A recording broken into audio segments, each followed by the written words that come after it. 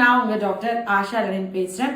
இந்த தொப்பையோட இந்த வயிறு வந்துட்டு நான் ரொம்ப முக்கியமா முன்னாடி ஒரு 10 வருஷத்துக்கு முன்னாடி நான் ஒரு வீடியோ போட்டிருப்பேன்னு நினைக்கிறேன். அதுக்கப்புறம் இப்ப சமீப காலமா போடவே இல்லை. அதாவது லிவர் ஃபெயிலியர், கல்லீரல் ஃபெயிலியர் பத்தி விழிப்புணர்வு வீடியோ எனக்கு ரொம்ப கொஞ்சமா தான் நான் அதை பத்தி பேசியிருக்கேன்னு நினைக்கிறேன். அதுவும் ரொம்ப வருஷத்துக்கு முன்னாடி. இவங்க வந்துட்டு என்னன்னா ரொம்ப ட்ரிங்க்ஸ் பண்ணி லிவர் ஃபெயிலியர் ஆகலாம். Virus hepatitis B C virus வந்து அதனால சில ப்ராப்ளம் வந்து அதுல ஃபெயிலியர் ஆகலாம். மண்ணீரல் ஸ்பிளீனோமெகாலி ரொம்ப பெருசா வந்து மண்ணீரல் ஒழுங்கா நம்ம அதை ப்ராப்பரான டைம்ல மண்ணீரல் ட்ரீட்மெண்ட் கொடுக்கலனா, மண்ணீரல் நிறைய டாக்டர் சொல்லுவாங்களே மண்ணீரல் ஸ்பிளீனை வந்து ரிமூவ் பண்ணலாம், ஸ்பிளீனெக்டமி பண்ணலாம், லிவர் ஃபெயிலியர்ல போயிடும், அதனால ஆகலாம். இந்த மாதிரி நிறைய காரணங்கள் இருக்கு கல்லீரல் பாதிக்கிறதுக்கு. ஜெனட்டிக் டிசீசஸ்ல இருந்து வில்சன்ஸ் டிசீஸ் வரைக்கும் காப்பர் மெட்டபாலிசம் ஒழுங்கா இல்லைனா கூட கல்லீரல் பாதிக்கலாம்.